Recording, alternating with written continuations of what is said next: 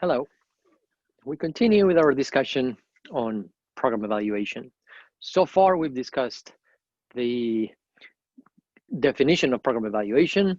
We talked about the purposes of program evaluation, and we've talked about the modes of inquiry that fit best different purposes of evaluation.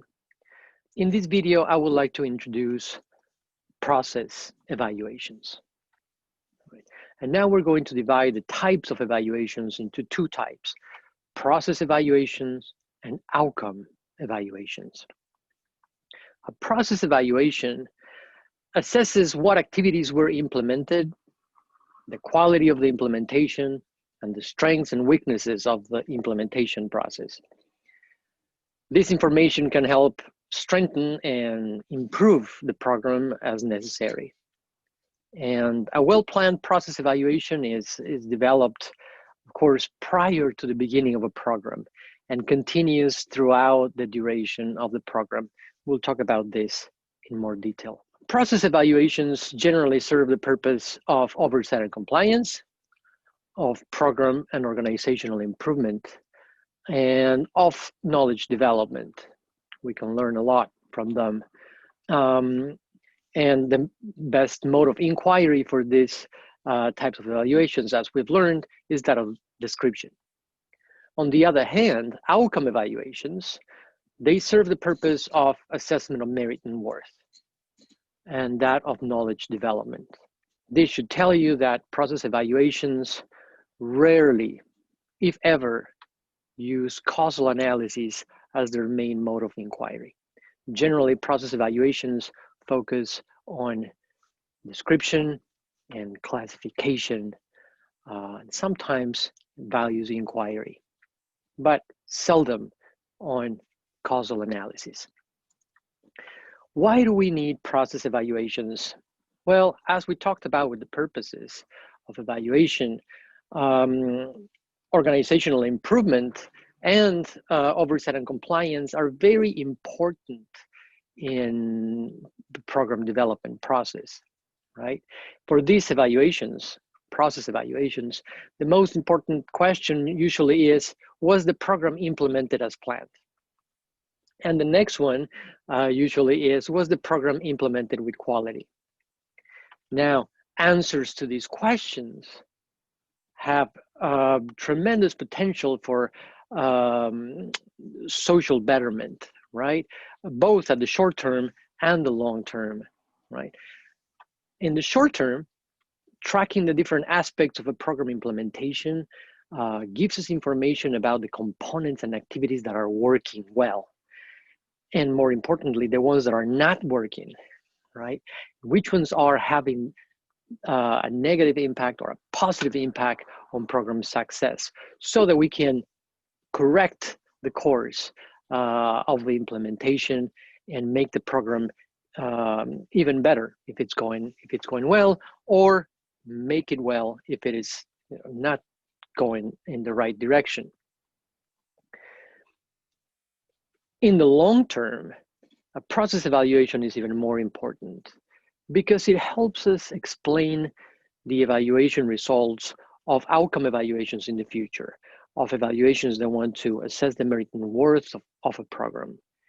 When we get to that state and we conduct an evaluation that seeks to assess the merit and worth, and we do a full causal analysis on that evaluation, we need to know if the program, if that intervention, right, was implemented as it was supposed to, right? Because if it didn't work, then this can mean that maybe our program theory was wrong, right? Or maybe that the implementation was not conducted well. After all, our program theory lies on the premise that if we implement it well, we're going to get to the outcomes, right? Now, imagine that you do not do a process evaluation, and then you just do an outcome evaluation. You do a full causal analysis, and you find some negative outcomes, right? That the program did not really have an impact on an outcome. then what have you learned, right? Why didn't it have an impact, right? Could it be that the program theory didn't work? Or could it be that we didn't implement it correctly? If you don't have a process evaluation before, then you don't know why the program didn't work. You have learned nothing. But if the program actually has positive outcomes, if you find that on your assessment of merit and worth, then and you have the results of a process evaluation that says that the program was implemented correctly, then we have learned that both the theory and the program actually work, and we have learned a lot from it. So in this little table that I'm showing you from the Getting to Outcomes manual, there you have. In the process evaluation, you can see if there was a high quality implementation or a poor quality implementation. And then afterwards, when you evaluate the program using an assessment of merit and worth, right, or an outcomes evaluation, if you find positive outcomes, then that means that the program was appropriate and the theory was appropriate. If you had a high quality implementation of the program, you did everything you were supposed to do, but you do not find any outcomes, then that means that either the theory is not working, right? Or the program wasn't, it wasn't a good fit for the population or the community that you intended to have. Now, if you have a poor quality implementation, then of course it doesn't really make sense to evaluate a program, doing an outcome evaluation. But if you do and you find negative outcomes, then you don't know if it was in an appropriate program. You don't know anything. You haven't learned anything. So a process evaluation will not only tell you if you're going well in the short term and allow you to correct course if you are not doing well in your program, but it will also determine if you want to implement an outcome evaluation, right? Because if you had a high quality implementation, then it makes sense to have an outcomes evaluation where you can learn if the program is working and why it is working, right? So here we have a logic model. You remember this comes from the planning a program, right? Now, this is our program theory, right? In this arrow that goes from outputs to outcomes, we think that if we do all these activities and achieve these outputs, we are going to get to some outcomes, right? Now, if we did all the activities like we were supposed to, and we got all the outputs that we were hoping to get, then, and we do not find the outcomes that we were hoping to find, then probably this arrow is wrong, right?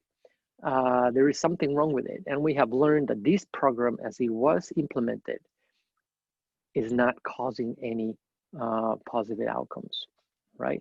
But we have to know if we implemented the inputs, the activities, and the outputs in a right way to be able to test that theory with an outcomes evaluation down the road. So process evaluations not only are vital, provide vital information for outcome evaluations and to correct course in the short term, but they also provide information of what may work, right? Sometimes the program as a whole doesn't work, but some pieces of it work very, very well. And we can learn a lot about our clients and learn a lot about the problem by looking at a program and see what pieces we were successful at and which pieces were not, rather than the program as a whole, right? This helps when you want to create new programs. Maybe you just get the little, the best parts that work from here and there and different programs based on their process evaluation results. Finally, conducting process evaluations is very helpful for programs in the way that it gives them information, right? It doesn't say exactly if the program is achieving some outcome, it's having a causal impact on an outcome, but it lets the the media and the stakeholders know how the program is going, right? How many people they served, who are they serving, what activities are they providing, what services are they providing, and so forth. So they're very effective at bringing momentum to a program. Remember, programs live in a political world. So if you have data showing that you're doing something, it always works. So one of the questions in the process evaluations, right? Generally process evaluations want to answer 7 questions, right? First, what are the program characteristics? 2, did the program follow the basic plan for service delivery? 3, what are the program participants' characteristics? 4, what is the participant satisfaction? 5, what are the perceptions of the staff regarding the program? 6, what are the individual program participants' dosages? What are they getting out of the program? And 7, what were the program components' levels of quality of implementation, right? Now, these are the 7 questions that a process evaluation can answer. Sometimes it doesn't answer all of them. Sometimes it gives focus on specific questions and less focus on others. Now, it depends on the purpose of the evaluation. So the steps for conducting a process evaluation, right, are first to see which of these 7 questions you're going to address, right? 2, you will determine what tools, data you will use to answer those questions. Then you will define a time schedule, and then you will identify a team that is responsible for the evaluation. Right. Finally, to conclude this video, we have that all the evaluation questions for process evaluations that you can choose from, and then the activities that go into that, right? For the first question, what are the program characteristics? You're going to be assessing administrative data, really the program plan. To answer question 2, did the program follow the basic plan for service delivery? You're going to be looking at program outputs data, right? To see who the participants are, you're going to look at demographic and risk factor assessment of program participants. To answer the question of what is the participant satisfaction, you can conduct surveys and focus groups. To see the staff perceptions, to learn about the staff perceptions about the program, you can do program debriefing, interviews, and focus group interviews as well. To know if what individual participants are getting in terms of dosage of the intervention, you will look at individual participation and administrative data on what they're getting, how many are completing the program, and so forth.